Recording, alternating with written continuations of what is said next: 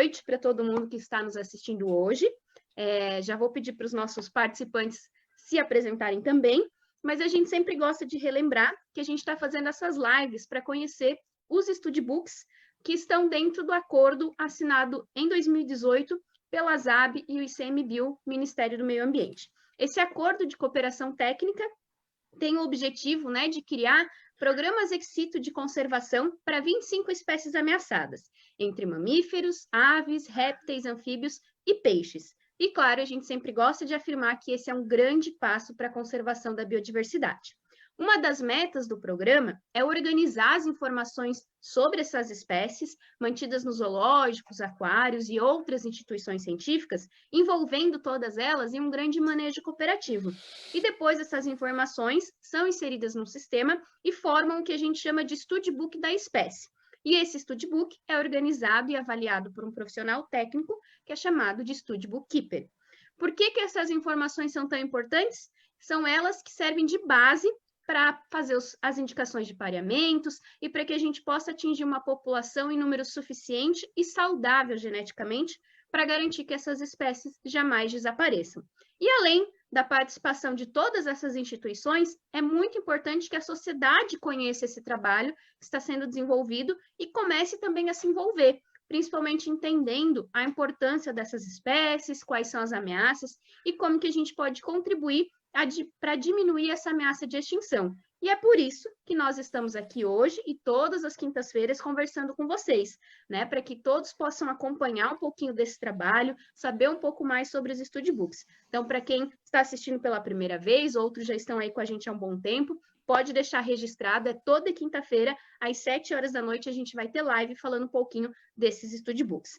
E para o nosso encontro de hoje, a gente vai falar do programa do tubarão-lixa e do tubarão-mangona. Para isso, a gente tem a participação das studbook keepers Bruna e Fabiana e dos especialistas do ICMBio, Heloísa e o Cotas. Então, sejam todos muito bem-vindos. E para começar, claro, a gente precisa que cada um de vocês se apresente aqui para quem está nos assistindo, conte um pouquinho da sua experiência profissional, né? Para não ficar todo mundo quem fala, quem não fala, já quebrar aquele clima da live. Vou pedir, então, para começar pela Bruna, depois a Fabiana, a Heloísa e o Cotas depois se apresenta. Pode começar, Bruna. Boa noite, gente. Meu nome é Bruna, eu sou zootecnista, eu trabalho aqui no Aquário de Ubatuba. Aqui em Ubatuba, eu sou responsável pelo setor de cultivo, pelos projetos de conservação e pela nutrição do plantel. E aí, agora, eu estou entrando como studbook keeper para tentar, junto com a SAB, estar elaborando esse plano de conservação para essa espécie. Bom, boa noite, pessoal, quem está aí nos acompanhando. Eu sou a Fabiana, eu trabalho no Aquário de São Paulo já há alguns anos, há 14 anos já. Minha formação é bióloga, eu sou bióloga e tenho mestrado na parte de reprodução animal pela USP, né, na parte de veterinária. Meu mestrado foi análise espermática de raias de água doce, então já está, né, nesse caminho. Atualmente, eu sou também diretora de comunicação da APASA, que é a Associação Paulista de Zoológicos e Aquários, e também agora studbook keeper do tubarão-lixa. Na realidade, eu estou representando a minha instituição, né, o Aquário de São Paulo, como studbook keeper do tubarão-lixa. E é isso, vamos bater um papo hoje. Boa noite para todo mundo, eu sou a Heloísa, sou analista ambiental do CEP-Sul. Dentre as várias ações que eu tenho no CEP-Sul, pensando nos tubarões, eu cuido da parte de sensibilização, então a parte de educação ambiental é comigo, e eu sou integrante como apoio técnico do PAN Tubarões, então eu estou desde 2012 com o pessoal do PAN Tubarões ali no CEP-Sul.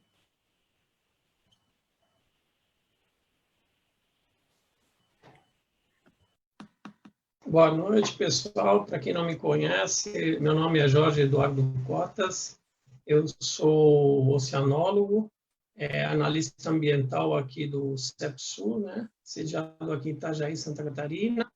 Eu sou funcionário público federal do ICMBio, né? E trabalho já faz alguns anos com a biologia e pesca de tubarões, né? E também com outras questões pesqueiras, né? Já faz trabalho para o ICMBio desde a sua criação, né? Então, a minha experiência é com esses animais, né? Mas com peixes em geral também trabalho, né?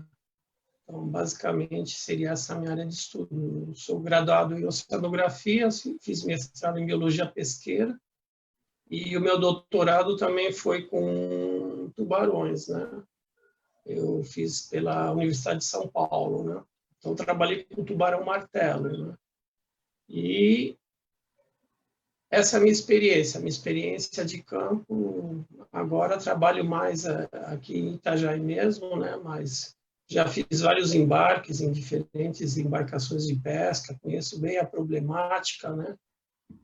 Dessas questões aí, essas interações, né, dos peixes com as artes de pesca, né? Então é isso, vamos conversar, e atualmente sou coordenador do Plano de Ação de Tubarões e Raias Ameaçados de Extinção no Brasil, né? Estou com essa função, né? E sejam bem-vindos à nossa conversa aqui. Ótimo. Já deu para perceber que experiência, né? Que boa conversa não vai faltar. Então, para começar, né? Agora que a gente já conhece quem está participando, vamos conhecer melhor um pouquinho quem são as espécies estrelas dessa noite, né? Que são o tubarão-lixa e o tubarão-mangona. Saber um pouquinho onde elas ocorrem, grau de ameaça e as características desses animais, né? Então, eu vou pedir para a Fabi, então, começar falando um pouquinho da sua espécie. Vamos lá. Compartilha para mim, tá? Por favor. Compartilho. Qual o vídeo primeiro? Da alimentação ou dele descansando? Não, primeiro a apresentação. O slide. Por favor. Tudo bem. Bom, pessoal, falando alguma coisinha? Isso. Bom, o tubarão-lixa, ele é conhecido também como lambaru, né? Mas por que o nome popular dele é tubarão-lixa? Porque a pele dele parece muito de uma lixa. Quem nunca manipulou uma lixa de unha, ou aquela lixa de raspar a parede, né? E aí a gente tá, acho que vocês já estão conseguindo ver, né? A foto de um dos nossos tubarões lá do Aquário de São Paulo. E aí, nessa foto dá para ver como a pele dele já tem essa característica meio mais áspera, assim, como se fosse de uma lixa. Na ponta também do seu focinho, a gente pode observar 2 barbilhões também, que são sensoriais. E o tubarão-lixa, diferente do nosso outro amigo tubarão hoje, que é o tubarão-mangona, ele fica parado no fundo e ele não tem a necessidade de ficar nadando para respirar. É um tubarão que sempre está no fundo e ele faz o bombeamento das brânquias para captar aí o oxigênio da água, né? Outra coisa é que a reprodução do tubarão-lixa, ela é uterina, ela é intrauterina, ela é dentro da cavidade uterina. E aí, só que primeiro, a fêmea, ela faz a produção de umas cápsulas de ovo. Aí aqui, ó, tem uma cápsula que eu estou mostrando, talvez algumas pessoas devam... acho que dá dando para ver, né? Uhum. Algumas pessoas acham que andando aí pela praia, talvez já tenha se deparado ou não com uma cápsula dessa. Pois bem, isso aqui é uma cápsula em que, ou o ovo, né? Em que o tubarão se desenvolve aqui dentro, e aí depois, dentro da cavidade uterina, ele acaba rasgando essa cápsula, e aí termina o seu desenvolvimento dentro da cavidade, que aí leva em torno aí de 6 meses. Aqui eu tô com umas outras duas, sem se ela tá rasgada, para vocês verem, pessoal de casa aí, acompanhar, conseguir ver. Uhum. Acho que depois você mostra quando sair da apresentação, que para o pessoal, acho que enquanto você tem a apresentação, você pequenininho, né? Aí depois você pode mostra passar de novo, só para garantir. Uhum. Pode deixar. Pode passar para outra foto, então. O tubarão, ele está, infelizmente, pela IUCN, não tem dados suficientes sobre ele. Aqui no Brasil, pela lista vermelha, ele está classificado como vulnerável, só que localmente extinto, tanto no estado de São Paulo, quanto também no Rio de Janeiro. E aí eu peço, por favor, tá? Passa para o próximo. Em que aqui eu não sei se para você está do lado direito ou do lado esquerdo, mas para o meu lado esquerdo mostra um mapa mundi onde a gente vê a distribuição geográfica dele, tanto no Oceano Pacífico quanto no Oceano Atlântico. Obrigada. E aqui, do meu lado direito, a gente vê que a distribuição original dele ocorreria em toda a nossa costa. Foi como eu falei, infelizmente, já localmente ele está extinto. E aí, uma das coisas que a gente trabalha bastante, aí agora você pode pôr o videozinho dele, por favor, o primeiro. Uhum. E aí, uma das coisas que a gente trabalha bastante, as instituições, tanto no Aquário de São Paulo quanto os outros aquários, é aquela coisa de, nossa, mas o tubarão, ele morde, ele é um predador. A gente tira essa imagem do tubarão vilão e sempre trabalha essa parte da questão da preservação e de qual a importância ecológica desse animal. Você vai conseguir?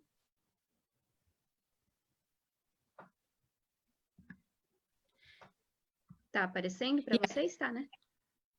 Para Não, gente aqui não sei se para o pessoal em casa tá. eu acho que Deixa eu não. colocar de novo. Bom, continuando. Não tá E aí uma das coisas aparecendo. que sempre falam com a gente, mas o tubarão não morde e tudo.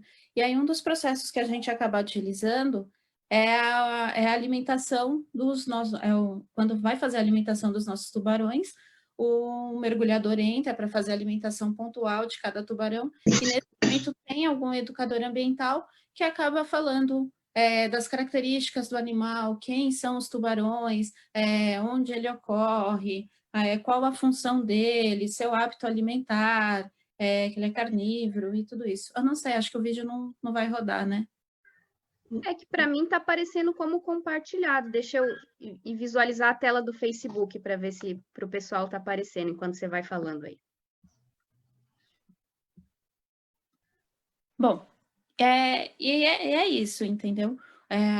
O tubarão, na realidade, ele sempre gera um grande fascínio, desde aquele fascínio do medo e o fascínio também de, nossa, é um tubarão.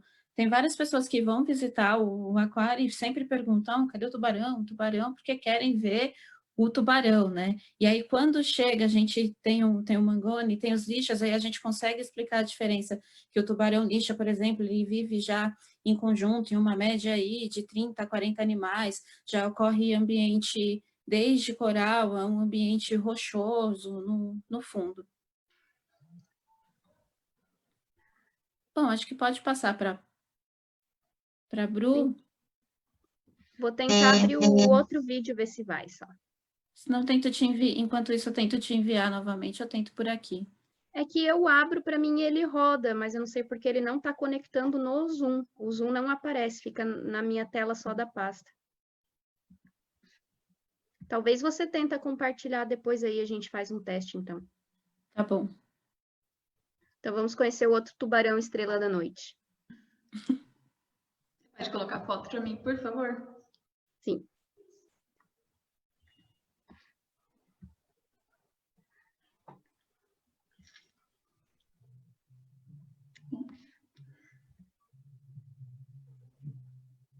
Bom, vou falando enquanto você vai colocando. Bom, gente, o tubarão mangona, ele é um tubarão de grande porte, então ele vai ter, por média de seus 3 metros de comprimento, chegando até seus 100 quilos.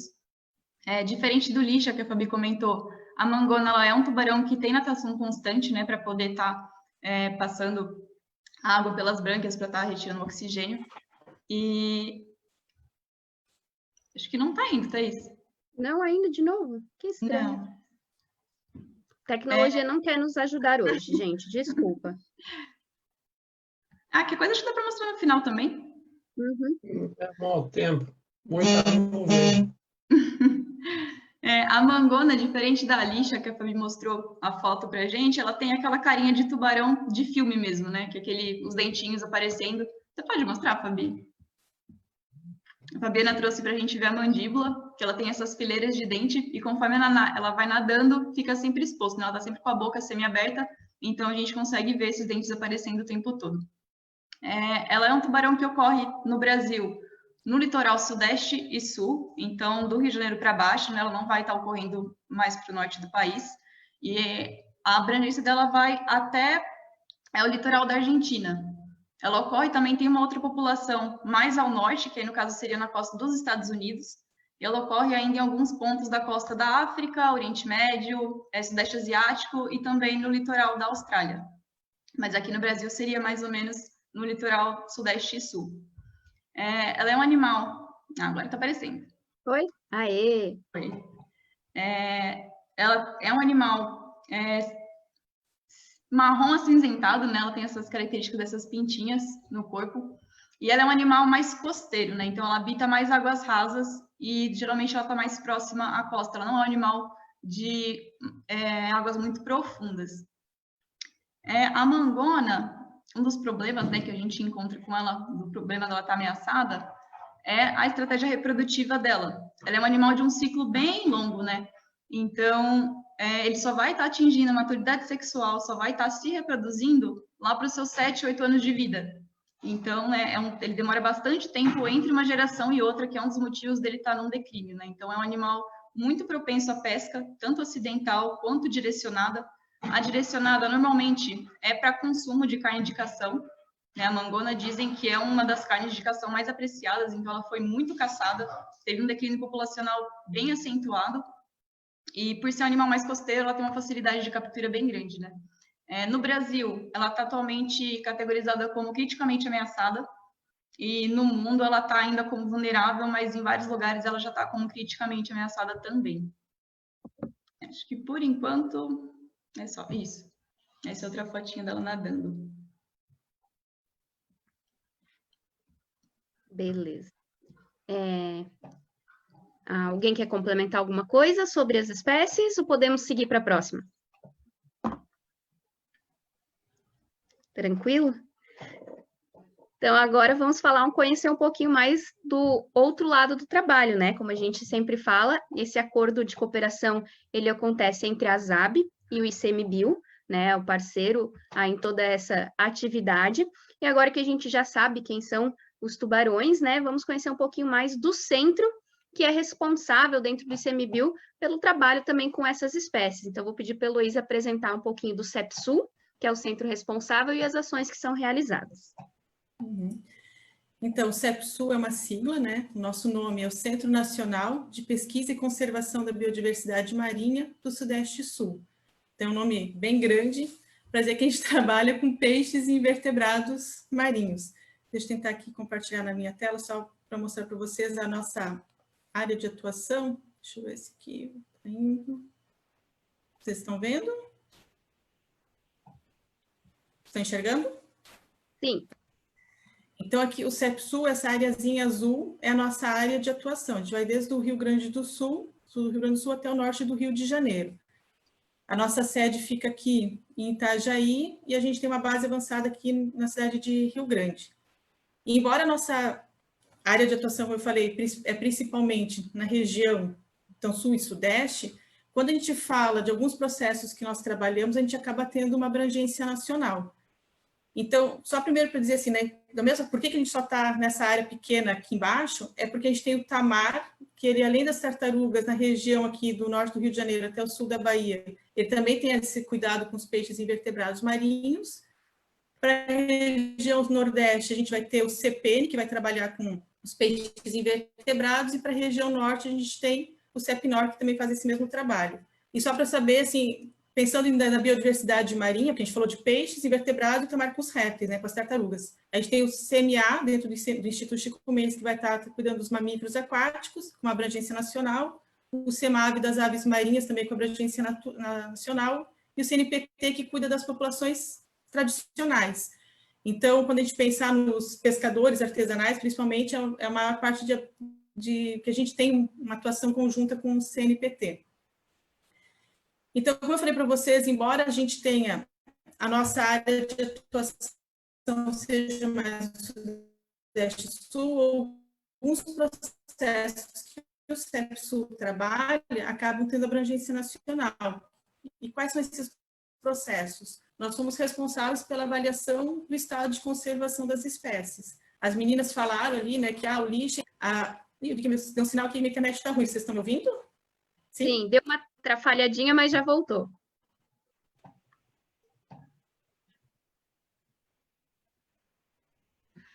Okay. Elô? Então, no processo de avaliação, as meninas falaram, então, do mangona estarem criticamente perigo. O CEPSUL, então, a gente está no ICMBio, está no segundo ciclo de avaliação, a gente está terminando o segundo ciclo, e pensando no primeiro e segundo ciclo juntos, a gente já avaliou mais de 1.500 espécies, o CEPSUL é responsável por essa avaliação. Então, a gente faz a avaliação dos peixes marinhos, de alguns grupos de invertebrados, e pensando nos crustáceos, também a gente é responsável pela avaliação dos crustáceos de água doce. Outro processo importante que a gente faz são os planos de ação. O Cotas vai falar melhor depois sobre um deles, que é o plano de ação dos tubarões e raias. Então, toda vez que uma espécie está ameaçada de extinção, o Instituto Chico Mendes ele cria um plano de ação para a gente melhorar o estado de conservação dessas espécies. E da mesma forma como o acordo que a gente tem com a ASAB, que é um acordo que depende de parcerias, os planos de ação também são feitos com parcerias. A gente envolve toda a sociedade, a gente tenta sempre levantar quais são as ameaças que tem aquele grupo, quais são todos os setores que estão envolvidos com aquele grupo de animais que estão ameaçados, e nós convidamos todos esses setores para juntos pensarmos em ações e estratégias para melhorar o estado de conservação dessas espécies.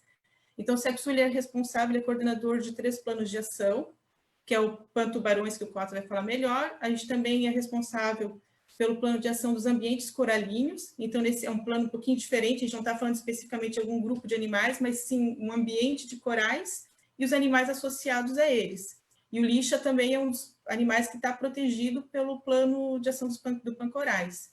E nós somos responsáveis também pelo PAN Lagoas, que desde o ambiente mais lacustres e lagunares do sul do Brasil. Outra área de atuação grande nossa é a parte do monitoramento. Então, no monitoramento, a gente acompanha desembarques pesqueiros, a gente está dentro do maior polo, né, pesqueiro aqui do Brasil, que é a região de Navegantes, Itajaí, e realmente é uma das principais ameaças, as meninas já falaram, né, para os tubarões é a pesca, uma das principais, embora também a gente tenha outras, degradação de habitats, mas pensando na pesca, então a gente faz um monitoramento do desembarque para a gente ver se está vindo as espécies ameaçadas, ou conforme a pescaria, se foi capturado algum animal e foi devolvido, descartado por mar, com vida, sem vida. Então, a gente faz todo um levantamento de embarques, tanto não só aqui de Itajaí, mas de outras cidades, a gente tem parceria com outros órgãos também. Então, pesca artesanal, pesca industrial. A gente também consegue mandar observadores de bordo, então a gente embarca pessoas para acompanhar a pescaria. Esse é o melhor tipo de observação e monitoramento que a gente pode fazer, porque a pessoa está ali junto com a pesca e consegue ver tudo que acontece, quais são os animais que estão interagindo, se tem tartarugas, se tem mamíferos, se tem ave, e lógico que a gente vai ter sempre um foco maior para as espécies ameaçadas, e tem mais alguns outros tipos de monitoramento que eu não vou ficar, né, pormenorizando, mas uma outra atividade bem importante nossa é a parte de sensibilização, divulgação, educação ambiental. Então, a gente atende desde crianças da educação infantil até pessoas pós-graduadas, grupos de idosos, e quando pensando em tubarões e raias, sempre que a gente trabalha, a gente fala desse grupo de animais, desmistificando toda a polêmica que existe, né? O pessoal sempre fala dos incidentes, né? Muito mais ingeridos por nós do que a gente é atacado por eles, né? Então, sempre tenta mostrar esse tipo de conversa, e lógico que conforme o grupo etário que a gente trabalha, é o tipo de conversa que a gente vai fazer. E geralmente, quando a gente tem uma feira, uma exposição, é o grupo que realmente chama a atenção de todo mundo, né? Todo mundo é apaixonado por ver tubarão e raia. Eu acho que principalmente isso, eu vou mostrar um videozinho dos eventos nossos de... Deixa eu ver se está aqui. Desses nossos momentos de... Opa, peguei a pasta errada. Bom, aqui é outro... Não era não. Aqui, quando a gente recebe a escola no meu trabalho, ali no CEPSUL, e as crianças podendo manipular, mas não era isso que eu queria achar para vocês, era um videozinho. Depois, se eu encontrar, eu mostro para vocês uma exposição, porque realmente é um momento que chama muita atenção de todo mundo. Acho que do CEPSUL, principalmente, é isso, né, para a gente falar. E só uma coisa que eu acho que eu tinha esquecido de falar no começo, né? Dentro desse acordo, eu sou o ponto focal do tubarão mangona e do lixa, no acordo que tem do Instituto Chico Mendes com a ASAB. É contigo, Cotitas. Antes de passar a palavra para o Cota, só para fazer a relembrança. Então, a Heloísa explicou, mas a gente sempre gosta de reforçar. Dentro desse acordo das 25 espécies, todas essas 25, elas já fazem parte de algum PAN, que são os Planos de Ação Nacional. E é sobre os PANs que envolvem os tubarões, então, que a gente vai conhecer um pouquinho melhor agora com o Cotas. Então, pessoal, Eu tinha preparado o material aqui, mas no final, por questões técnicas, vou explicar falando mesmo, né? Eu tenho aqui. Então, vai ser uma conversa breve, porque senão, para não me estender muito, eu vou falar inicialmente sobre o Plano de Ação Nacional para a Conservação das Espécies Ameaçadas de Extinção de elasmobranquios no Brasil, né? Vou tentar focar mais especificamente nessas duas espécies, ou seja, o Carcarias taurus, né, que é o tubarão-mangona, e o Ginglimostoma cirratum, que é o lixo. São espécies bem conhecidas aqui na nossa costa brasileira, né? Então, eu vou focar o plano mais com tendo em foco essas duas espécies.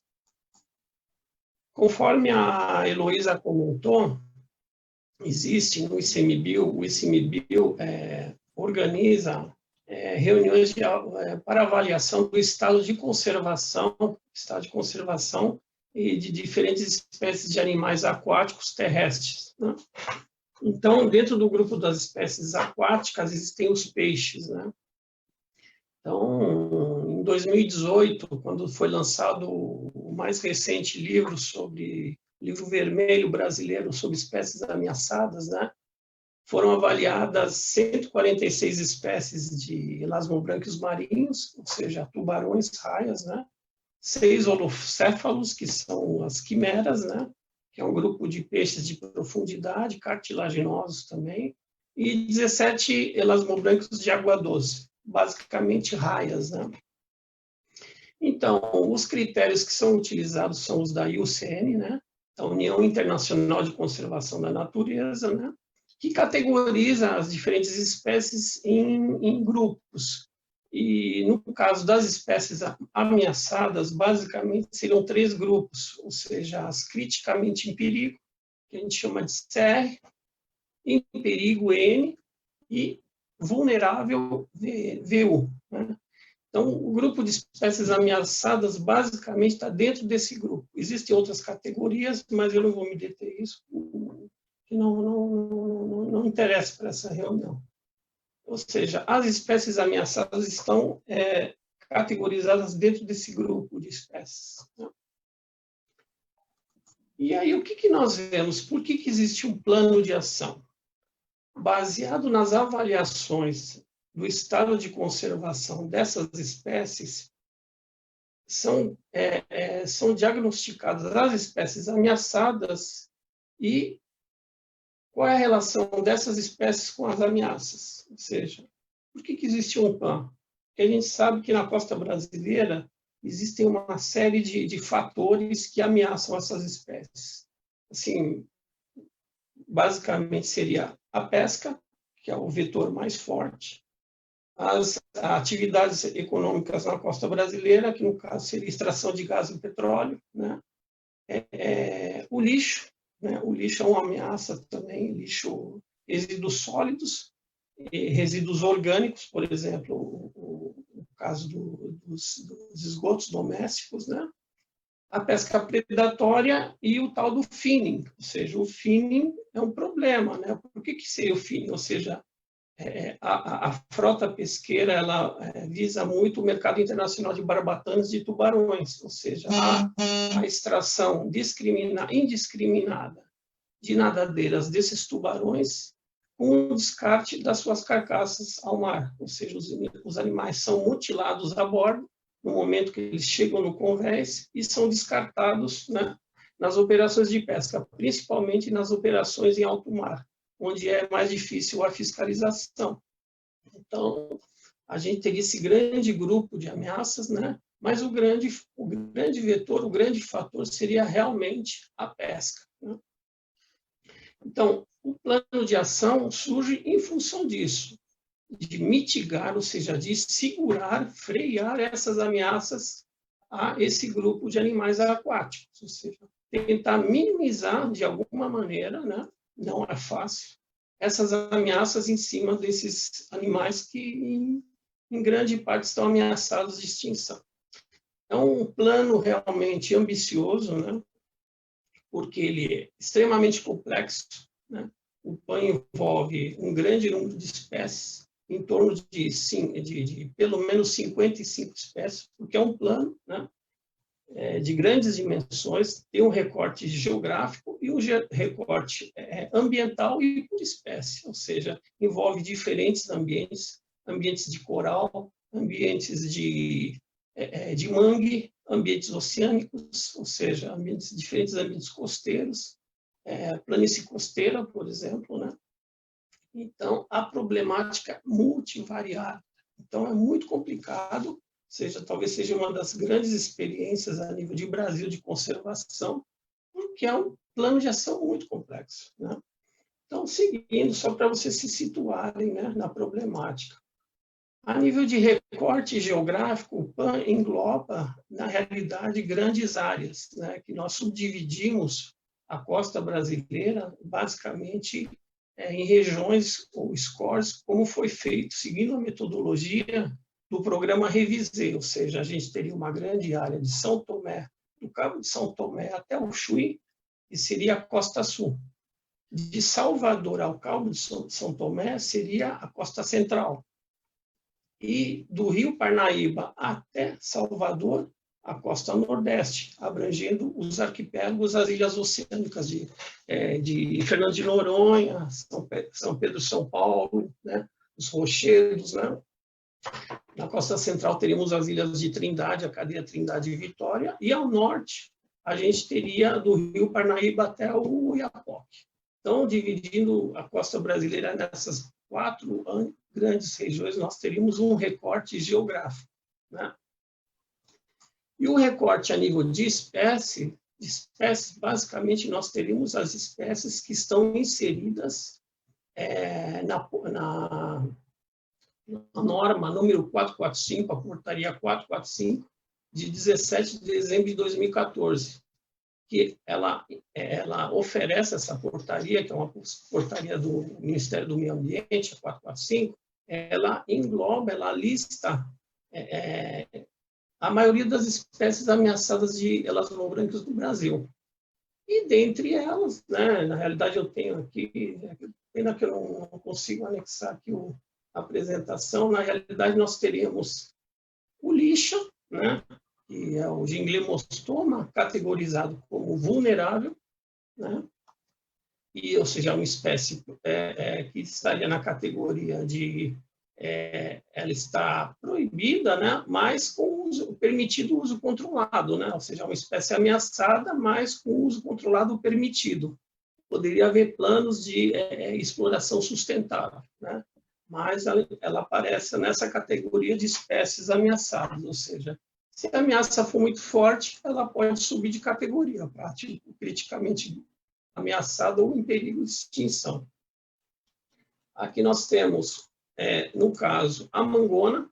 A mangona estaria numa condição mais ameaçada, ou seja, pela 445, ela estaria como criticamente ameaçada de extinção, que nem a Bruna falou. É uma espécie que está numa situação bem mais complicada. As populações foram bem mais reduzidas, há necessidade de muitos estudos, apesar disso, mas ela é proibida de capturar.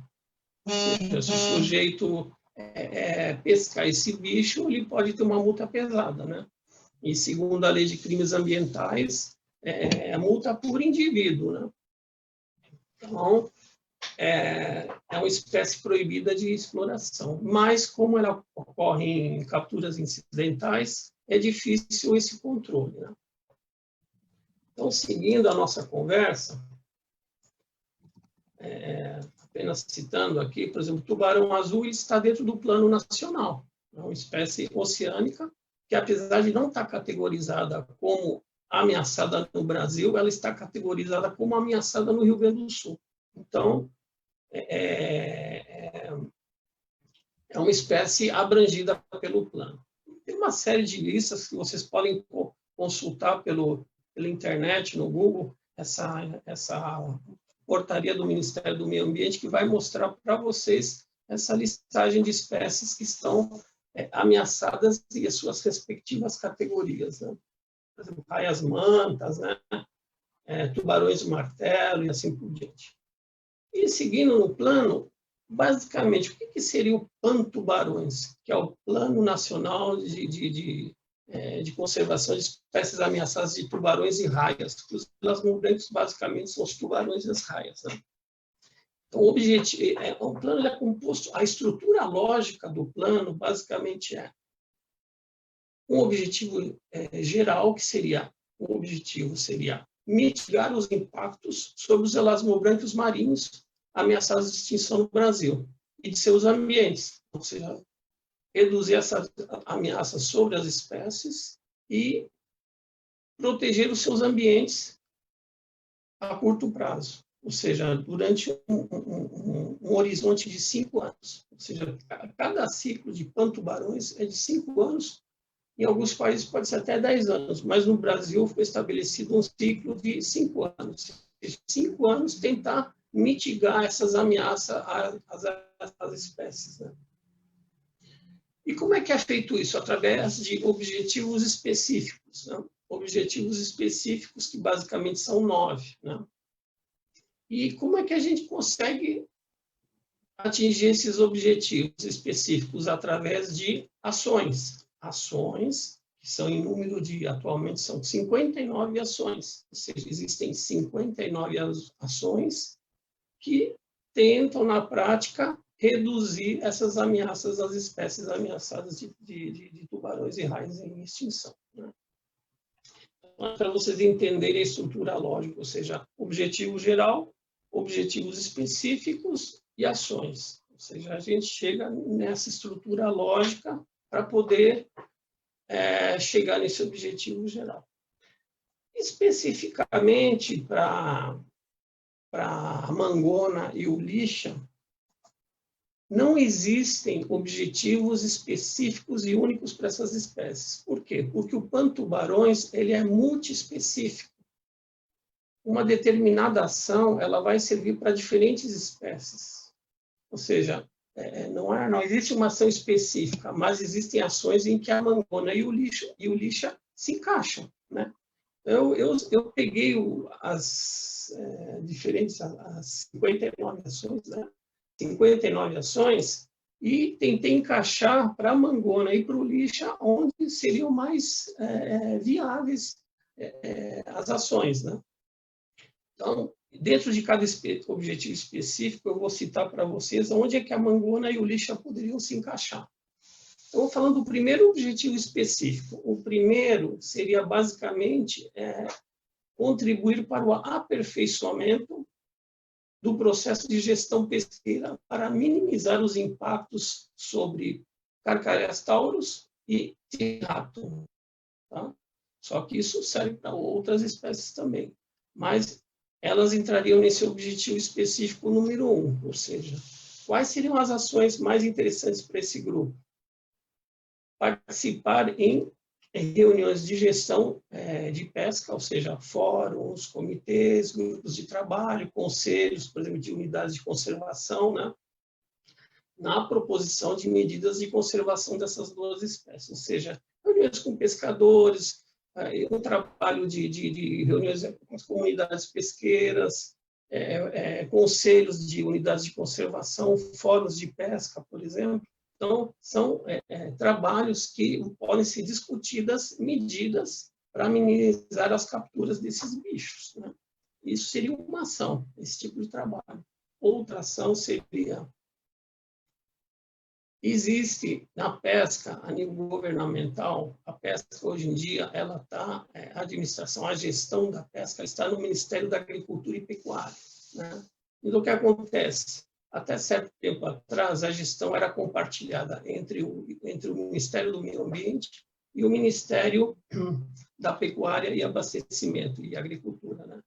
Atualmente, ela só está no Ministério da Agricultura.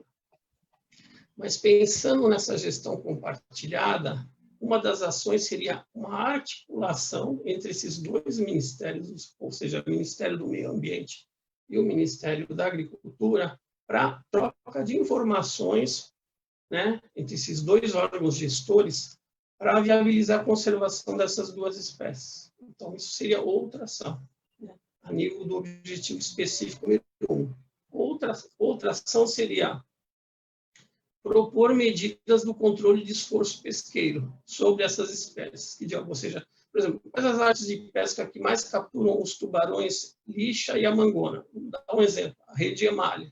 Então, tentar, de alguma forma, reduzir o esforço de pesca, por exemplo, da pesca de emalha, talvez controlando épocas, períodos de uso de redes, né, de pesca de arrasto, por exemplo, que ameaçam fortemente essas espécies, ou, por exemplo, pesca artesanal, que pega muito lixa, tentar controlar isso de alguma forma. Então, isso seria uma ação, né? Então, eu vou rapidamente, senão para não ficar muito tempo na conversa. Existe outro objetivo específico, né, que basicamente é a questão da legislação. Então, aprimorar essa questão da legislação, do marco legal, com o objetivo de minimizar, de melhorar a conservação dessas duas espécies. Vou citar alguns exemplos assim, de ações que poderiam ser feitas. Não sei se vocês sabem, só pegar um gole ali. Existem, por exemplo, organismos internacionais, como o caso da CITES, que é a Convenção Internacional de Tráfico de Animais Silvestres, e a CMS, que é a Convenção de Espécies Altamente Migratórias, né, que categorizam determinadas espécies em anexos, né, a nível de prioridades de conservação. Essas duas espécies elas não constam nesses dois anexos, nem a mangona, nem o lixo. Então, uma dessas ações seria, por exemplo, fazer um trabalho, né, nesses comitês, dessas reuniões internacionais, de inserir essas duas espécies que estão na categoria de ameaçadas nesses anexos da CITES e da CMS. Que a CITES é a que controla o comércio internacional de animais silvestres e de espécies altamente migradoras. A mangona é um exemplo, é um bicho que ocorre no Brasil, no Uruguai e na Argentina. Então, agora em agosto a gente vai ter uma reunião com o pessoal desses dois países do Mercosul para discutir medidas de conservação desses bichos, né? Então, é justamente uma ação que está inserida dentro desse objetivo, que é o marco legal, né? É um exemplo, né? Outro exemplo de ações que poderiam ser feitas para essas espécies, né? Propor a proposição de áreas e períodos de restrição à pesca que atinge essas duas espécies. Por exemplo, épocas de defeso, né? Áreas onde há concentrações reprodutivas, dando um exemplo, a mangona tem áreas de berçário ali na costa do Rio Grande do Sul, ou ali nas ilhas da região de Ubatuba. A gente tem que estabelecer, através de estudos, áreas de proteção para essas espécies, áreas prioritárias à conservação. Se não for possível espacialmente, permanentemente, pelo menos temporalmente, né? Então, é um exemplo, né, de ação que poderia ser feita, né?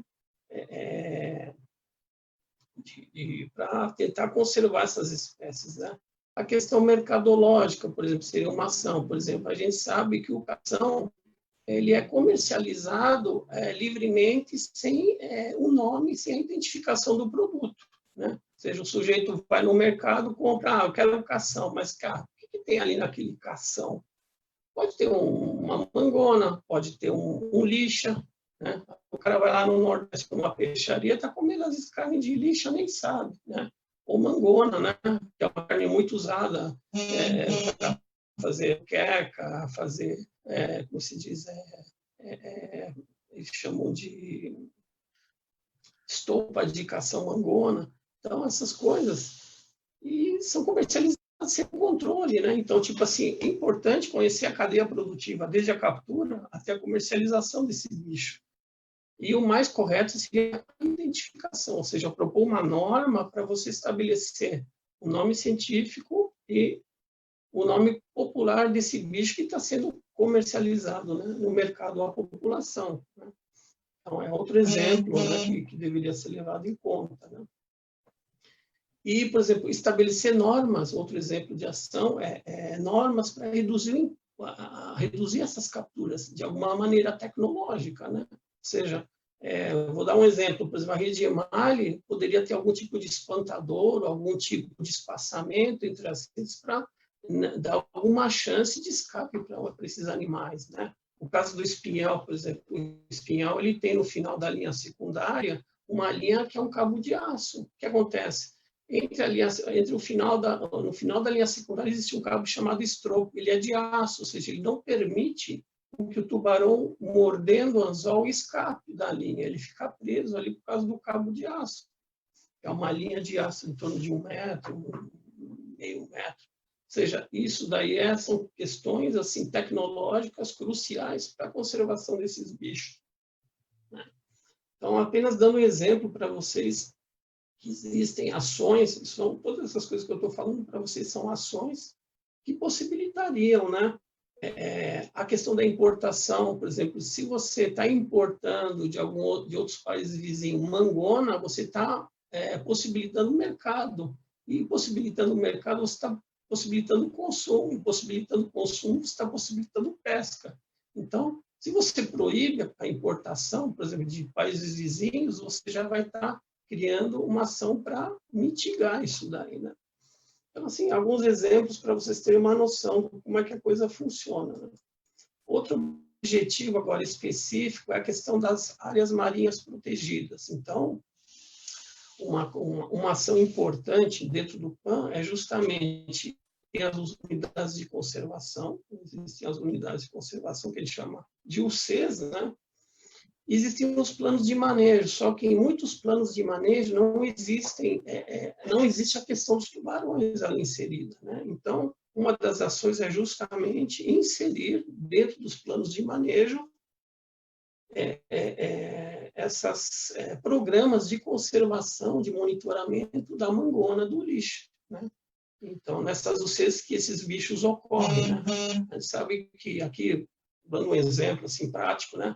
Aquela região do litoral sul do Rio de Janeiro é uma área importante para a mangona. Existem várias ilhas ali que os bichos ocorriam em grande quantidade.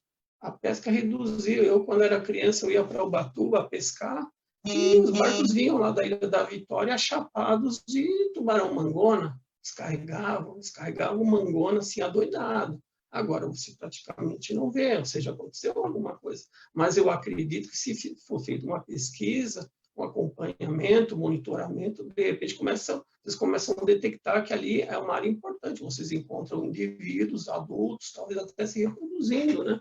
Então, é uma ação importante, né? Que vocês têm um CES ali e inserir nessas UCs, né? Programas de ações do PAN relacionados com essas espécies, né? Programas de conservação, né? Pesquisa, monitoramento, enfim.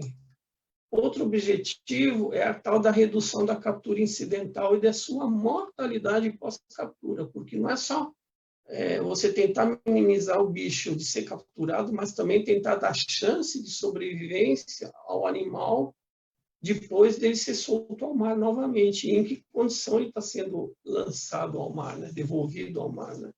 Então, aí entram o quê? As boas práticas, né? As boas práticas para reduzir essa mortalidade, né?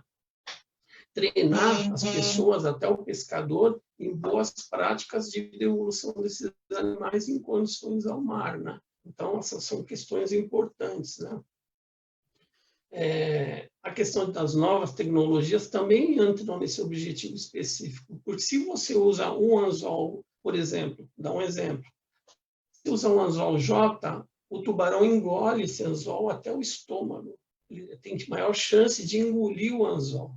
Agora, se você dá um anzol circular para o tubarão, geralmente o anzol fica preso na boca, ou aqui perto da cabeça, dessa região bucal, o animal tem mais chance de sobrevivência. Então, você pode mudar o tipo de anzol, botar um anzol circular com estropo de nylon. Ou seja, além de ele cortar a linha, ele não vai ficar tão lesionado internamente, vai ficar com o anzol fisgado aqui na boca, mas não vai morrer por hemorragia interna, né? Então, são questões importantes a nível de ação, né? E treinar o pessoal que trabalha na cadeia produtiva para, né, boas práticas, né? Boas práticas de devolução ao mar dessas espécies, tanto do lixa quanto do mangona, né? Aqui, seguindo aqui, para não Outra questão importante, é que nem a Heloísa comentou, é a questão da sensibilização, ou seja, educar as pessoas, a sociedade, né? O pescador, principalmente, né? A sociedade civil como um todo, né? Da importância desses animais para o meio ambiente, né? Ou seja, qual a importância do lixa, qual a importância do tubarão-mangona para o ambiente como um todo, né? Então, a questão das relações alimentares entre os bichos, né? Da preservação daqueles ecossistemas, ou seja, um ecossistema saudável é um ecossistema que tem esses animais. Um ecossistema já alterado já não tem esses animais, e aí sofrem todas aquelas consequências, reação de cadeia, né? Então, é importante, nesse caso, da sensibilização, sensibilizar todos os componentes da cadeia produtiva, desde o pescador até o comerciante, até as escolas, até a sociedade como um todo, sobre essa importância de preservar esses bichos. Porque quem não conhece não vai preservar nunca, né? Acha que tubarão bom é o tubarão morto, né? Então, você tem que trabalhar a cabeça doente chamado homem, e tentar mudar a visão dele de mundo, né? Que não é fácil, né? Não é fácil. Né? Então, e a questão, por exemplo, no ensino, outra ação é a questão dos livros didáticos, né? Então, existem propostas, que é uma das ações, de corrigir esse conteúdo didático nas escolas com relação aos tubarões, né? Então, inserindo, por exemplo, você pode fazer conteúdos didáticos sobre mangona, sobre o lixa, né? Mostrando isso nas escolas de nível fundamental, nível médio, né? Da importância de conservar esses bichos para o meio ambiente, né? E treinar os educadores, né? Os educadores, digo, professores, pedagogos, né? Comunicadores sociais, né? Sobre para incorporar esse tema, né? Nesses conteúdos, né? Nesses conteúdos didáticos. Outro objetivo específico que é importante é a questão do licenciamento ambiental. Eu não sei se, acho que você já tem uma noção que existem muitos grandes empreendimentos ao longo da costa brasileira. Pode ser de gás, de petróleo, né? Perfurações, portos, resorts, enfim, que muitas vezes afetam, né? Áreas importantes no ciclo de vida dessas espécies, né? Então, por exemplo, um objetivo é justamente propor normas e regulamentos nos processos de licenciamento ambiental, visando a conservação do lixa e da mangona, né? E de seus ambientes, né? Ou seja, nesse caso, havendo impactos negativos sobre essas duas espécies em determinadas regiões, propor direcionamento de recursos, por exemplo, de compensação ambiental. Ou seja, direcionar recursos onde houver impacto negativo, que aquele empreendedor direcione recursos financeiros para ajudar na conservação daquelas espécies impactadas, né? Então, é uma das ações, né? E mapear áreas de sensibilidade, ou seja, mapear áreas onde essas espécies ocorrem, né? E os impactos de determinados empreendimentos. Isso é muito importante para você realmente mapear onde tem berçária e onde tem impacto se sobrepondo. Isso é importante a nível de gestão, né? De conservação, né? Hoje, já chegando aí no final da nossa conversa, tem um objetivo que é relacionado, que a gente chama de objetivo 7, é a questão do monitoramento, controle e vigilância. Aí entra a questão do monitoramento dos desembarques, a questão da fiscalização, né? Enfim, é um esforço grande que tem que ser feito ao longo de todo o litoral para controlar os desembarques dessas espécies proibidas, né? Ou seja, incluir ações específicas de controle e fiscalização, né? Aumentar a carga horária para o pessoal que trabalha com fiscalização, ou seja, aumentar o conteúdo, né? Esses treinamentos dos fiscais para fiscalizar melhor e entenderem, né? Como trabalhar com esses bichos, né? A questão de protocolos de coleta de dados e amostras, já é uma coisa muito importante, né? Para vocês extrair informação biológica no monitoramento. Ou seja, o monitoramento tem que ter protocolos para tirar material biológico, medições, padrões, DNA, material biológico, vértebras, enfim, uma série de informações dos animais para fins de monitoramento, que é o subsídio da pesquisa para você fazer a avaliação de populações e avaliar o seu estado de conservação, né? A questão do monitoramento cooperativo, por exemplo, os pescadores também podem ajudar nesse momento, principalmente na pesca artesanal, né?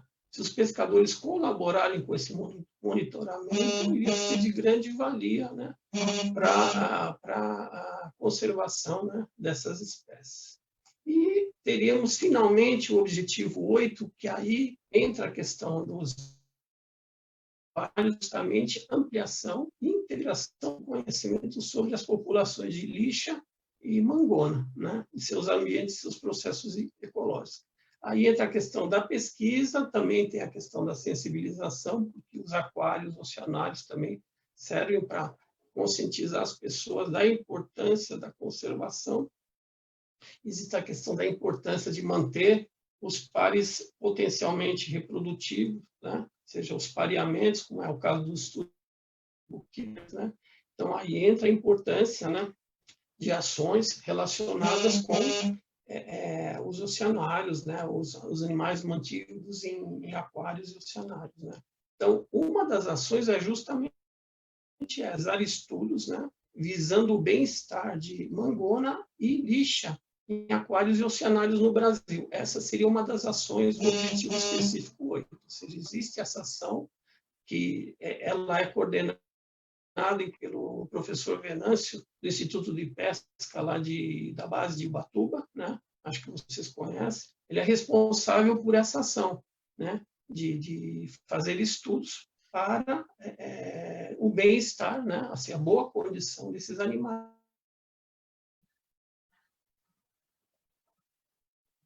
E os mais restritos, né? Além dessas, existem várias ações aqui, é um dos objetivos que tem maior número de ações, né? A questão da diversidade genética, né? É importante fazer estudos genéticos, entender essas populações, né, na costa brasileira, né? A questão de estudos de reprodução, alimentação, né, e mortalidade, né? A questão dos índices de CPUE, de captura por unidade de esforço, a fim de manejo da pesca, né? A questão da marcação é uma coisa que o Brasil ainda peca muito. Na nossa região temos, principalmente aqui no Sudeste Sul, não temos estudos, ainda grandes estudos de marcação, e marcação pode ser satelital, marcação espaguete, metodologias de marcação para entender como é que esses animais migram, as rotas migratórias de uma região para outra, a gente não sabe nada. Ou seja, falta muita pesquisa, né, nesse sentido, né?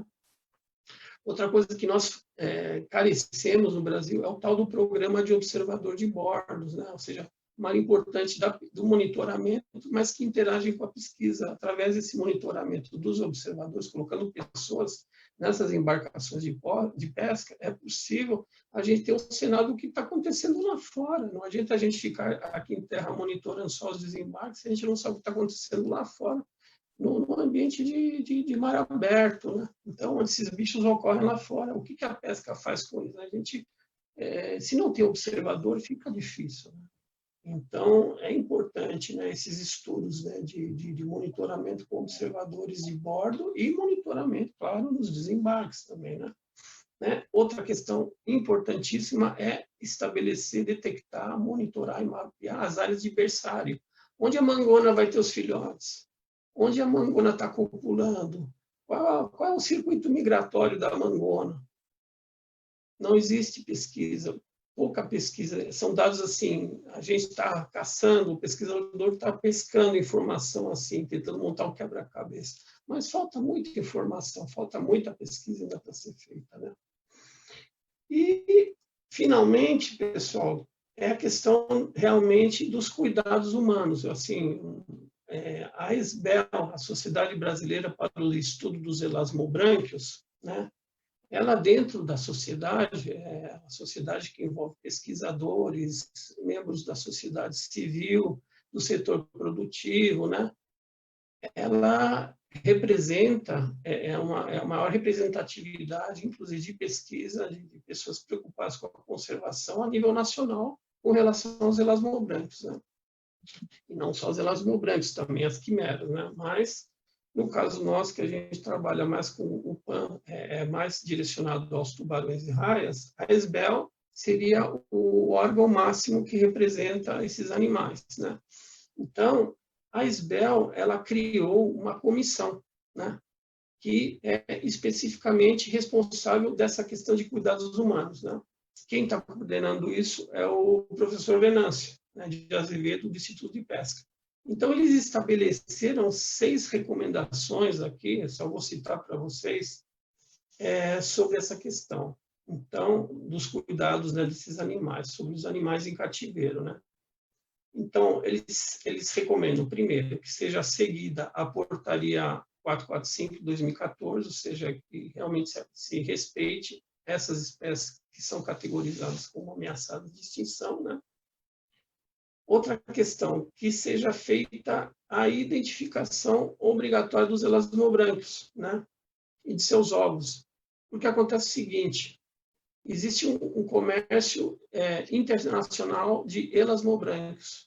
Já está ocorrendo isso no Brasil. Isso já estão chegando de fora espécies exóticas de elasmobrancos, que não são nativas do Brasil.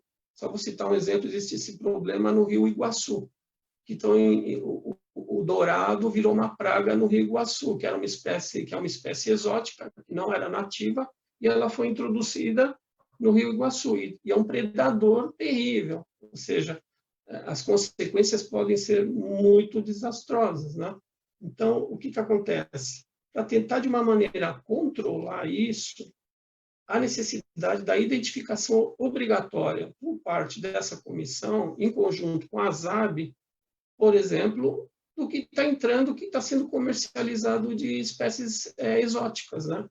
Então, tem que haver esse controle, ou seja, de que maneira você pode saber se tem espécie ameaçada sendo comercializada, se a espécie exótica é identificando. Ou seja, a ASAB, junto com essa comissão, teria esse trabalho de, né, identificar os bichos, as espécies, os ovos que vêm importados, né, e que são comercializados para fins ornamentais, né? Porque é um tráfico, e a tendência é aumentar, né? Já existem várias espécies, né? Até a gente teve um incidente complicado com uma cobra naja, que é um bicho que existe na Ásia, e mordeu o cidadão lá em Brasília e deu maior confusão. Então, são coisas... Imagina uma naja se reproduzir aqui no Brasil, no Cerrado. Algum maluco trazia uma naja ou um crocodilo africano. Vocês imaginam a confusão que isso vai dar no nosso ambiente? Jogar na bacia do Rio Paraná crocodilo africano. Eu me lembro que há uns anos atrás teve um cidadão que queria cultivar crocodilo africano. Imagina se um bicho desse, um casal desse, escapa, né, de um cultivo desses, né? As consequências, né? Cotas, Então, oi. eu vou ter que te interromper um pouquinho, que o nosso tempo está bem estourado. Então, eu só vou pedir assim para você... Isso, tá bom, então. Já estou na última, finalmente aqui. Então, é importante que esse comércio ornamental seja acompanhado, né? Tanto pela ESBEL, por essa comissão, e pela Associação de Aquários e Zoológicos do Brasil, que são vocês da ASAB, ou seja, vocês têm que fazer um trabalho conjunto. Eu, no CEPSU, não teria condições, mas um trabalho em conjunto de tentar, em parceria com o IBAMA, por exemplo, que é o órgão fiscalizador, mais o ICMBio, para acompanhar de alguma maneira esse comércio internacional, né? Outra questão são as apreensões, né? Ou seja, o IBAMA apreende, o ICMBio apreende espécies que foram capturadas ilegalmente.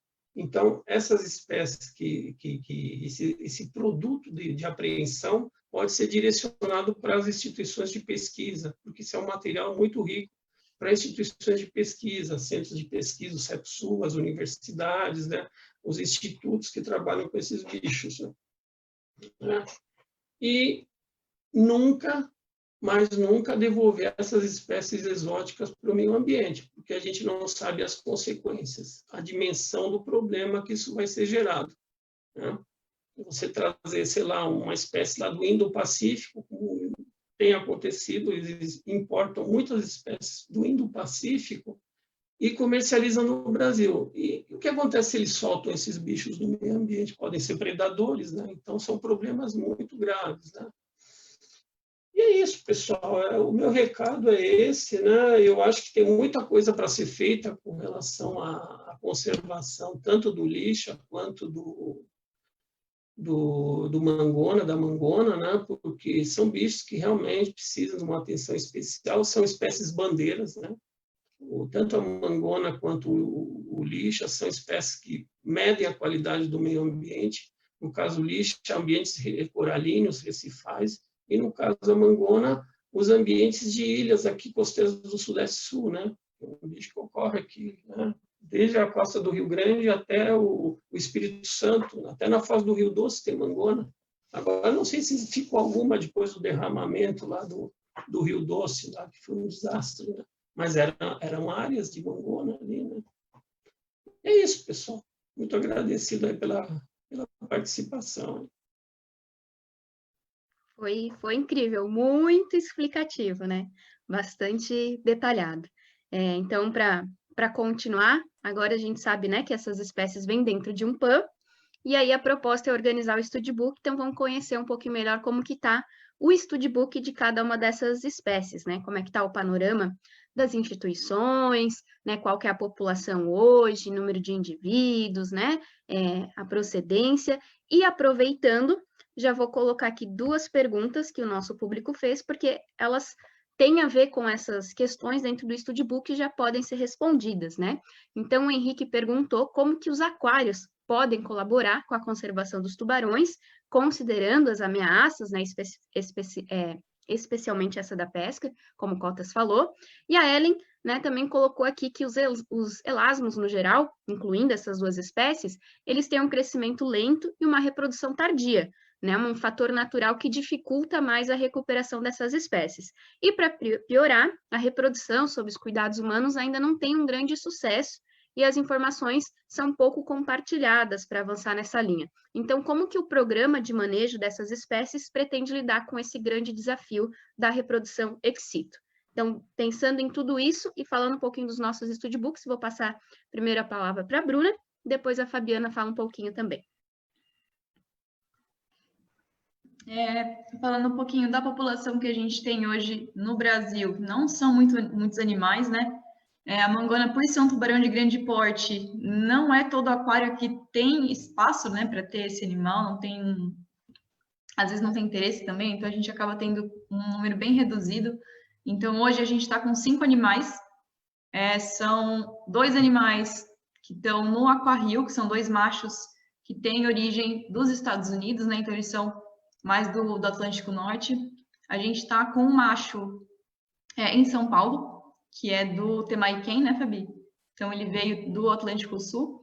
E a gente está com 2 fêmeas, né? Então, a gente tem as 2 fêmeas, elas são aqui do litoral de Ubatuba. Uma está com a gente, aqui em Ubatuba, e a outra fêmea, ela foi transferida há alguns anos para o Aquarrio, que é a nossa maior candidata à reprodução, né? Que ela já está num tanque grande, com 2 machos, já foram observados alguns comportamentos reprodutivos, então ela é a nossa estrelinha ali, pensando em reprodução. Respondendo já um pouco a pergunta da Ellen, a gente realmente já discutiu muito isso, porque realmente é bem complicado. São poucas instituições que conseguiram sucesso reprodutivo, apesar de muitas instituições já terem observado comportamentos reprodutivos. Mas é um começo, né? Então, todos esses animais, eles são parte de uma população fundadora, que é essencial para a gente começar um programa de conservação, né? Então, a gente tem que estar utilizando esses animais para entender um pouco mais da fisiologia, ciclo hormonal, comportamentos reprodutivos, para a gente conseguir ter uma base para tentar realmente elaborar um programa, né? O Cotas comentou que agora no segundo semestre, inclusive, vai ter uma reunião para tentar incluir essa espécie nas diretrizes da IUCN, que a partir disso a gente consegue entender como trabalhar melhor nesse número reduzido de animais pensando na conservação. Então, a gente consegue entender qual a melhor forma da gente estar trabalhando com esses 5 animais, né, na questão de direcionar cruzamentos, como que a gente vai fazer isso, em quanto tempo e como que a gente vai estar trabalhando numa conservação mais integrada, né? Então, tudo ainda está para ser discutido, a gente está no começo, mas a gente está caminhando, eu acho que tem tudo para a gente conseguir um bom resultado. Vou passar para a Fabi agora, porque são poucos animais, né? Ah, da idade que a gente comentou também, né? Os nossos animais, nos aquários hoje, todos eles são adultos. Não temos uma idade estimada para todos eles, acho que só de São Paulo que a gente estima que ele tem por volta de 25 anos, e o nosso aqui a nossa fêmea está por volta de 8 anos. Então, já são animais em idade reprodutiva, né? Então, já estão aptos para a gente começar a pensar em algum programa nesse sentido. Você vai falar da pergunta do Henrique ou depois? Pode ser, quer que eu fale agora? Porque já emenda tudo. Tá. Do Henrique foi de como os aquários podem colaborar com a conservação, considerando as ameaças, né? Eu acho que uma das coisas que a gente já faz bastante, né, tanto aqui na Aquarrio, São Paulo também, é a questão de sensibilização do público, né? Então, a gente conversa bastante dessa imagem do tubarão, a gente aborda muito a questão do consumo da carne de cação com os visitantes, né? Porque realmente eles não entendem que cação não é uma espécie, né? Não é uma denominação comum para diversas espécies de elasmobrancas, então a gente aborda bastante isso com o público. A gente já teve antigamente, e pensa em retomar isso, algumas parcerias com restaurantes, então a gente tinha o selo Restaurante Amigo Educação, que era justamente para tentar conversar com os restaurantes para ter pelo menos a origem desses animais, né, saber qual espécie eles estão lidando, ou então abolir de vez a venda, para a gente conseguir estar abordando com o público fora do aquário também, né? Então não era um trabalho de educação ambiental só interno, mas a gente tentava estender para a cidade toda, né? Por ser uma cidade turística e no litoral. Acho que você pode complementar, Fabi, para não estender muito. Bom, falando então agora dos lixas, o programa hoje ele conta, na realidade, com 4 instituições cadastradas e já dentro do programa. Só que é sabido que existem várias instituições no Brasil que manejam e trabalham com tubarão-lixa. Então, esse, na realidade, já é o primeiro desafio do programa, a trazer e a convidar e a ter esses parceiros, essas instituições dentro do programa. Por quê? Queira ou não, os tubarões-lixas eles já são manejados em aquário já há muito tempo. E assim como o mangono, o tubarão-lixa, ele é um tubarão de porte grande também, atingindo aí mais de 3 metros. Então, uma das ideias também do programa, do Studbook, é o quê? Fazer com que a gente elabore os manuais, elabore os protocolos e fazer com que todas as instituições tenham uma homogeneidade no manejo desses animais. Não que toda instituição vai ser um manejo igual, porque cada instituição, a gente tem instituição que é privada, tem outras que são públicas, então o recurso financeiro é diferente, mas o que a gente quer realmente fazer é fortalecer isso, desde uma instituição privada a uma pública, ela manejar e trabalhar essa espécie da mesma forma. E falando dos indivíduos que hoje já estão cadastrados no programa, né? A gente tem um total de 18 indivíduos cadastrados no programa, sendo que os mais velhos aí giram em torno de 19 anos, que são algumas fêmeas que estão até no aquário do Guarujá, e só conta também com um total de 6 machos, que giram em torno aí de idade de 9, 12 anos. Ou seja, os nossos lixas, a população em geral do programa, eles não... Alguns estão na sua maturidade sexual e outros não estão na maturidade sexual. Mas antes realmente da gente pensar na reprodução do lixa, vamos dizer que o programa ele quer arrumar a casa, ele quer organizar a casa com todas as instituições, para aí a gente conseguir avançar e dar esse passo na questão da reprodução. Sabemos que tem instituição aqui no Brasil que consegue a reprodução do tubarão-lixa e é trazer realmente esse parceiro e ter essa rede de colaboração. E aí falando na questão da conservação, né? Já que temos um animal no nosso ambiente, que é trabalhando com ele, foi como a Bru falou, o professor também falou, é o que? Esmiuçar todo nele, desde saber da sua fisiologia, do seu comportamento, do seu habitat, natural, de tudo o que cerca ele, elaborando também todos os padrões aí de bem-estar para para todo o programa conseguir atingir essa meta. Não é impossível, é possível, só que assim, a gente tem que aproveitar que estamos nesse momento para darmos realmente a mão, sermos um manejo colaborativo entre todas as instituições para almejar e alcançar, tratando-se de animais que são de porte grande.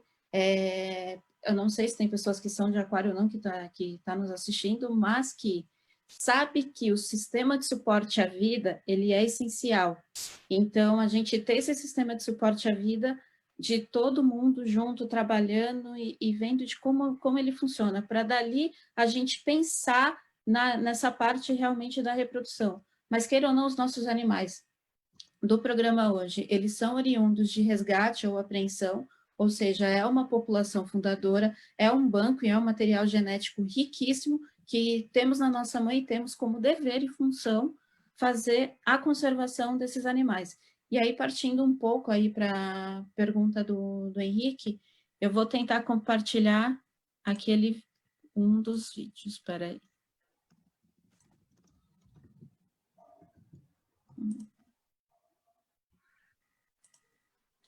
Espera aí, gente. Não sei, tá rodando? Tá. Beleza. Essa é uma das formas, por exemplo, que a gente consegue trabalhar a conservação dos tubarões nos aquários. Vocês estão vendo, por exemplo, é um dos nossos mergulhadores fazendo a alimentação aí dos nossos tubarões. Isso lá no Aquário de São Paulo, né? E aí é nesse momento que a gente trabalha com o nosso público dizendo, olha, o tubarão é um peixe, porque tem muita gente que também acaba pensando que peixe é peixe, tubarão é tubarão, raia é raia, e são coisas completamente diferentes. Peraí, deixa eu fechar. São coisas completamente diferentes. E aí vem a função de um aquário que tem o seu tubarão, desde um lixa, de um mangona ou alguma outra espécie, que é fazer essa sensibilização, como a Bru falou, e também e outra parte que a gente pode trabalhar também, que os aquários podem trabalhar, é fazer a educação ambiental da realidade de não consuma carne de cação, porque, como a professora já falou, o cação ali você pode estar desde um mangona a algum outro tubarão. Então, termos essas ferramentas e trabalhar principalmente com as nossas crianças, porque elas que acabam levando a informação para os seus pais e assim adiante. Acho que é isso do programa por enquanto. Beleza. Então, antes da gente... Deixa eu entrar aqui de novo. Antes da gente seguir para a pergunta final, os recadinhos finais, temos mais uma perguntinha aqui. Vamos ver se a gente consegue dar uma esclarecida. O Cláudio colocou assim: uma estratégia de conservação poderia ser focar os esforços de pesquisa, educação e manutenção para essas espécies, no caso, né, que a gente está falando hoje, o lixa e o mangona, considerando que os aquários acabam importando espécies de tubarões exóticos, ao invés de focar as estruturas para essas espécies, como que poderia ser feito isso na prática dos programas? Ok, Bru? Quer falar alguma coisa? Peraí, você estava lendo, você pode ler de novo, por favor? Sim. Só um pouquinho, deixa eu pegar ela aqui de novo. Se uma estratégia de conservação poderia ser focar os esforços de pesquisa, educação e manutenção para essas espécies, considerando que os aquários às vezes importam espécies de tubarões exóticos ao invés de focar as suas estruturas para elas, né? Então, como que poderia ser feito isso na prática para auxiliar esses programas? Bom, foi mais ou menos o que eu acabei de falar. Queira ou não, tanto mangona quanto lixa são tubarões de porte grande. Então, se a partir do momento que o programa consegue elaborar um manual, um protocolo, que as instituições se sintam seguras de conseguir fazer o manejo dessas espécies, de montar a estrutura, acredito eu que tem, assim, um incentivo das instituições brasileiras de não importar animais de fora para ter o traçado nesse caminho. E como eu falei, é aproveitar que os animais estão sob os nossos cuidados e esmiuçar ele de toda a nossa, de tudo, desde, eu que gosto de sêmen, trabalhei com sêmen, né, tipo, ver desde o sêmen, esse ciclo reprodutivo, tudo do animal, ao que ele come, o que ele pode comer e no nosso ambiente cativo. Então, eu acho que é isso, o programa ele pode realmente incentivar de que é um tubarão de porte grande, mas não é impossível de se manter. Como juntos podemos criar essa rede colaborativa para manter essa espécie e trabalhar ela para conservação com o nosso público e com quem queira. Com certeza. Então, a gente reforça o convite, né? Por isso a gente está fazendo as lives, como a gente sempre fala, para divulgar, para envolver todo mundo. Então, as instituições, né, que querem compartilhar, saber um pouquinho mais, a ZAB está sempre aberto para a gente conversar. Então, como última perguntinha aqui da nossa live, né, para quem quer saber mais sobre as espécies, porque é muita coisa, né? Claro que a gente não consegue falar tudo mesmo, já estando aqui quase em 1h30. Se a gente sempre fala de conservação integrada, né? Então, além desse trabalho do Studbook, do manejo ex situ, das ações do PAN, tudo isso envolve também pesquisa, envolve educação ambiental. Então, o que vocês podem citar de outros materiais, talvez links, alguma literatura, enfim, onde as pessoas podem buscar mais informações sobre esses animais para se envolver mais com esses assuntos? Alguém tem alguma indicação para o nosso público? Bom, o professor Cotas falou, a SBEL é onde você pode procurar. Queira ou não, a ZAB é um canal de comunicação também. Se tem dúvida, se quer mais informações, pode mandar um e-mail para a ZAB, no caso para você, Thaís.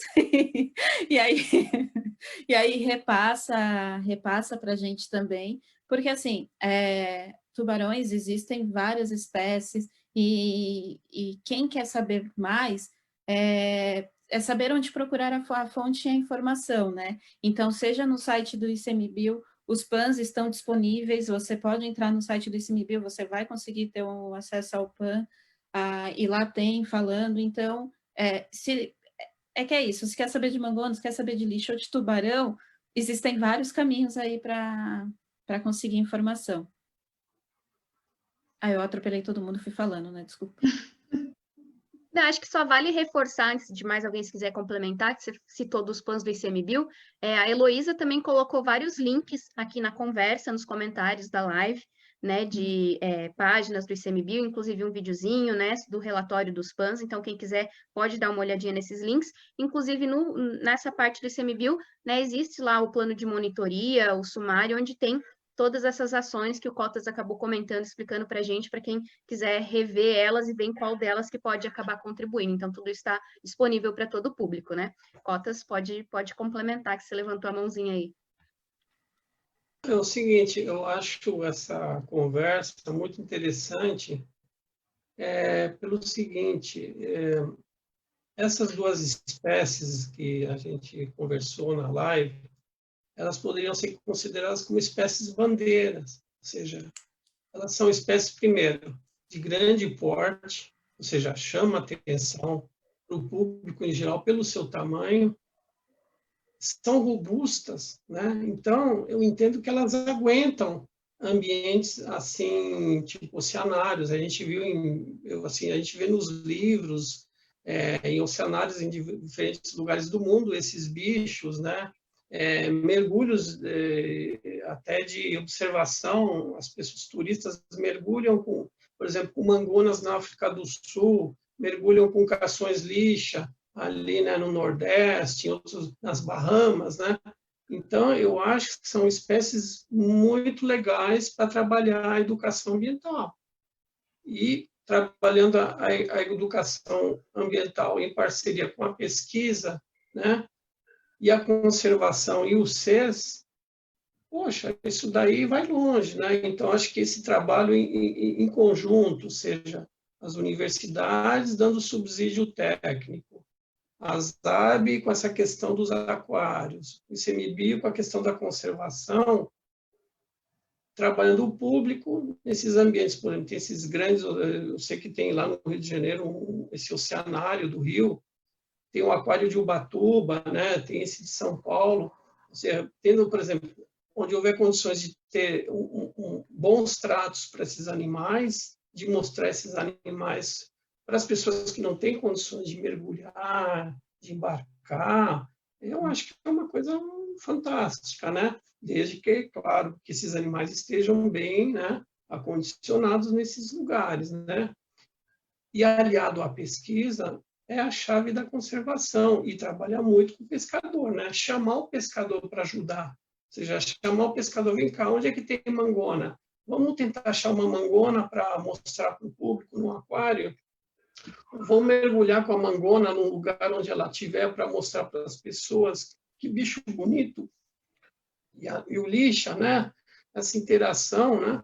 Então, e ao mesmo tempo a pesquisa, né? Trabalhando. Eu não sei uma coisa que sempre me veio com uma dúvida: existe reprodução in vitro para esses bichos, assim, em laboratório, de pegar o espermatozoide e tentar fazer como se diz, a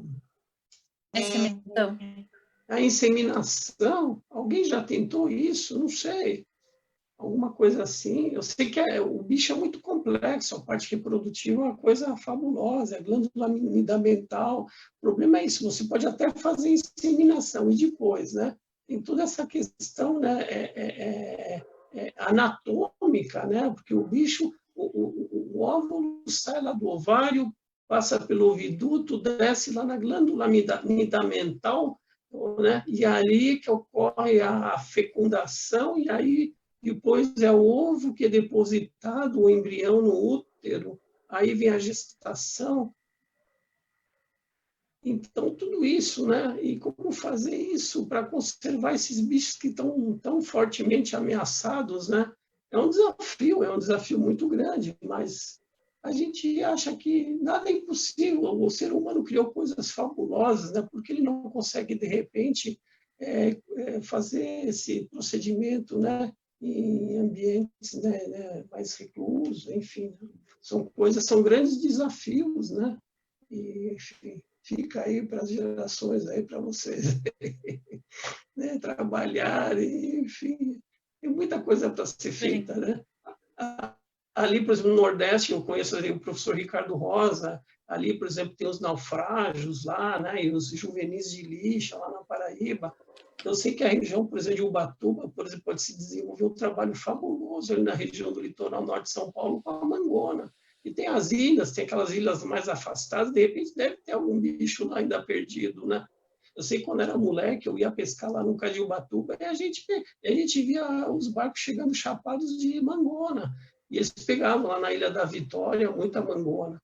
Eu não sei hoje em dia como é que está a situação lá, mas por que não fazer um monitoramento lá do pessoal que pesca, ou que mergulha lá, os mergulhadores, e, enfim, todo esse trabalho em parceria com mergulhadores, pescadores, né, para ver essa questão da mangona, marcar as mangonas, né, para saber de onde ela vem, para onde ela vai, né, e toda essa loucura, né.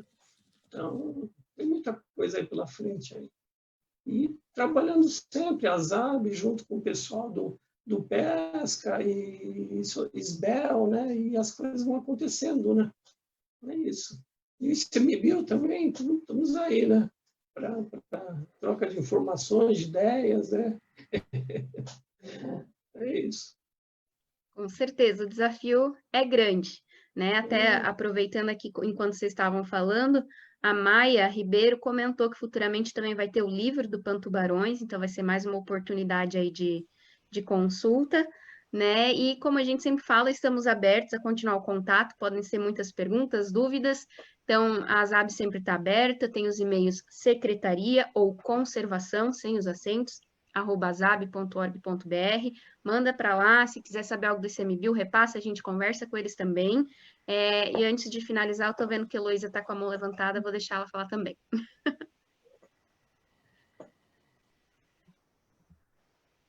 Você quer? Isso aí.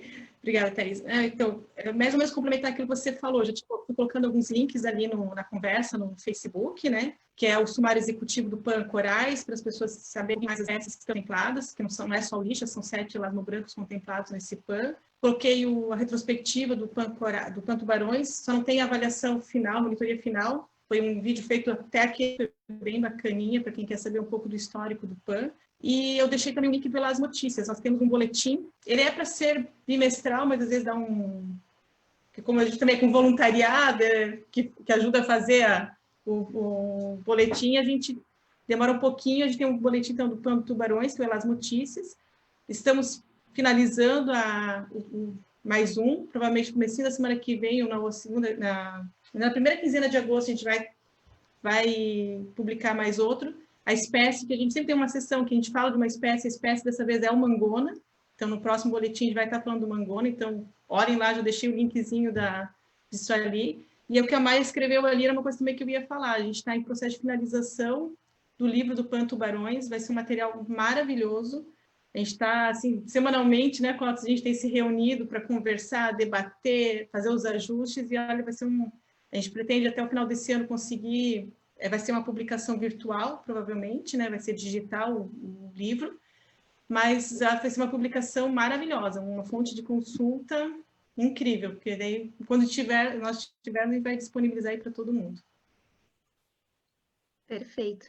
Né? Então, já fica o convite aí para a live da próxima semana, da próxima quinta, e antes da gente encerrar, como a gente sempre faz com todos os participantes, cada um tem um minutinho, no máximo, para deixar aí seu recadinho final sobre os studbooks, sobre os tubarões e sobre tudo que está sendo feito sobre a conservação deles. Vou pela ordem que vocês estão aparecendo aqui no vídeo para mim. A Fabiana, depois o Cotas, a Bruna e a Heloísa encerra.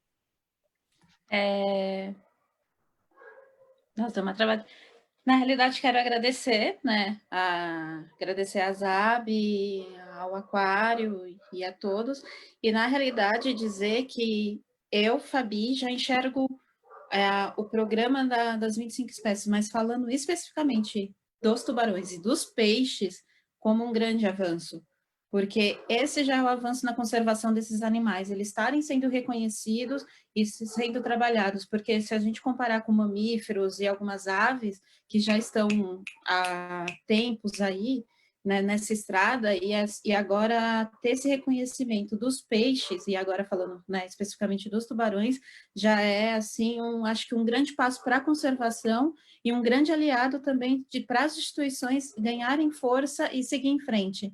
E, na realidade, também agradecer também todo o empenho de todas as instituições que manejam e trabalham com esses animais e com o aquário, porque quem trabalha com aquário sabe o que é a adrenalina de estar ali todos os dias, de ter certeza que a bomba está funcionando, de que a circulação está rodando, de que a água está boa, de que a gente está conseguindo promover o bem-estar dos nossos animais. Esse, assim, é o meu agradecimento a todos que trabalham, não só do aquário, que obviamente é o meu xodó, mas das outras instituições também.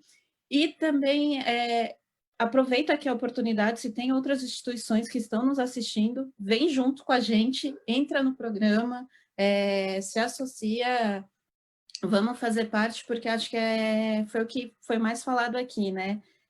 Desde o ICMBio, aos aquários, né, aos zoos, a SBEL e todo mundo junto, acho que todos juntos vamos ser mais fortes realmente para fazer uma conservação e uma conservação integrada, que essa acho que é a palavra que eu deixo. E é isso, gente, obrigada por ter ficado aqui com a gente, nos ouvindo, e beijos para todo mundo.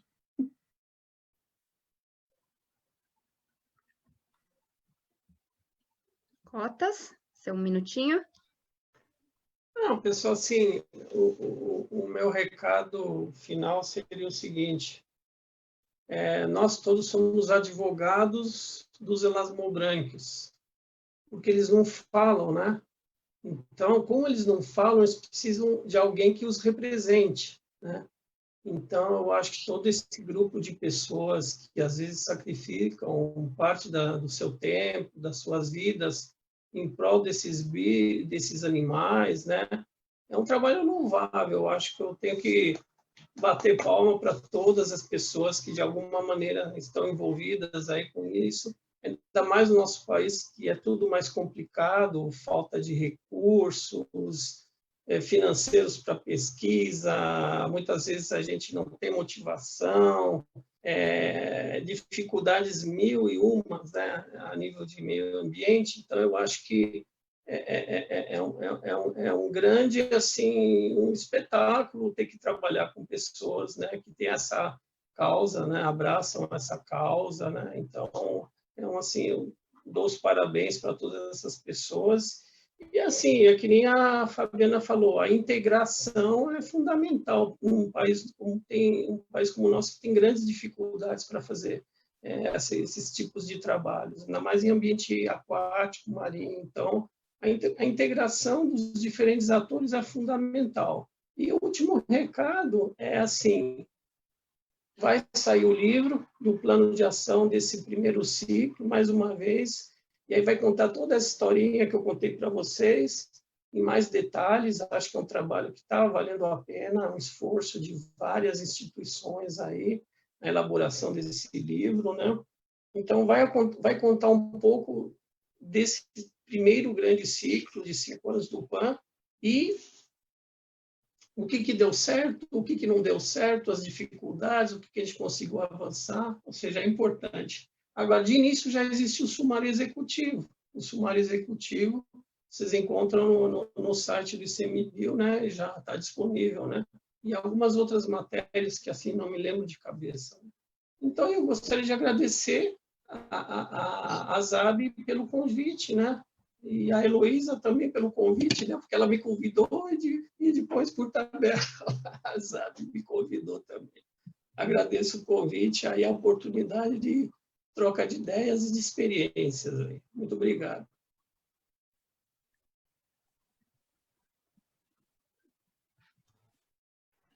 Bom, não vou me prolongar muito, que eu acho que a Fabiana já falou tudo o que eu sinto também. É muito gratificante estar participando de tudo isso, de ver realmente os aquários fazendo parte, de ter os peixes sendo representados também. Esse contato que a ZAB promove entre as instituições é muito importante para a gente começar a dar esses passos iniciais, né? A gente sabe que é complicado, a gente sabe que é uma caminhada longa, que é difícil, que falta muita informação ainda, mas é isso que a Fabiana falou, né? Eu acho que quanto mais instituições trabalhando juntos para um objetivo em comum, a gente consegue caminhar mais fácil, sabe? Acho que a gente consegue se ajudar em prol de uma espécie que está todo mundo... O intuito é o mesmo, né? As instituições estão todas aqui com a mesma finalidade. Acho que é muito importante esse contato. Então, agradeço vocês pelo convite, né? Por estar com a gente, dando esse apoio todo o tempo. E por estar, além de tudo, né? Tá divulgando esse trabalho, né? Então, não é uma coisa que fica só para a gente. Acho que é muito importante todo mundo ter acesso a isso que a gente está falando, a isso que a gente está fazendo, né? Todo o trabalho duro que a gente tem. Como diz a Fabi, todo o desespero que a gente tem diariamente está gerando um fruto, né? E isso está chegando nas pessoas. Então, obrigada mesmo. Acho que é bem importante esse trabalho que a gente está fazendo junto. Heloísa, acho que ela mandou mensagem aqui. Você está aí, Elo? Voltou? Voltei. Desculpa, caiu a conexão da internet. Já era minha vez de falar? Você vai encerrar a live, esse é o recado final. Eu queria agradecer o convite de participar dessa live, de estar conhecendo melhor um pouco as minhas Study Bookkeepers, né, que eu não conhecia as meninas ainda como keepers das espécies. E é um prazer, né, tudo isso que está acontecendo, esse acordo que está, né, entre a ZAB, ICMBio e NMA.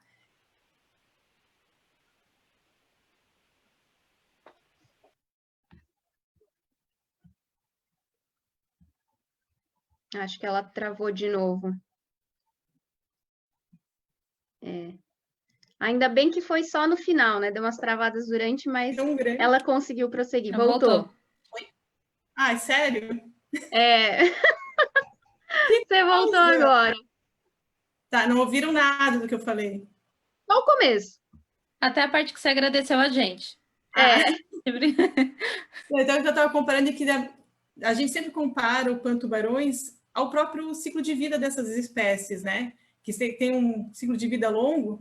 Então, como é um ciclo de vida longo, a gente não pode pensar que em 2 anos, 5 anos, 10 anos, a gente vai conseguir grandes progressos. A gente ainda é muito juvenil. Então, todo esse acordo, esses programas, eles estão na fase inicial. A gente é ainda bebezinho, somos neonatos. E a gente sabe que a gente tem uma longa jornada pela frente, e essa jornada acho que vai ser muito boa, muito bacana. Espero que mais instituições façam parte disso. A gente vai começar um segundo ciclo do Pan-Tubarões. Com certeza, vamos integrar mais ações voltadas à conservação ex situ nesse segundo ciclo. E a gente vai contar com vocês também nesse momento. E é isso, assim, agradecer e saibam que o CEP-Sul sempre vai estar de portas abertas para trabalhar junto na conservação dessas espécies maravilhosas. Então é isso, né? Todo mundo já falou maravilhas aí sobre os animais. Espero que todos saiam encantados aí com o tubarão, querendo colaborar. Eu só quero agradecer a todos eles por terem aceitado estar conosco aqui, dividindo um pouquinho do seu conhecimento, da sua experiência. E reforço o convite para ver todo mundo de novo na quinta-feira que vem, às 7 horas, falando mais um pouquinho dos Studybooks. Então, até a próxima e uma boa noite para todo mundo. Tchau, pessoal. Tchau. Tchau.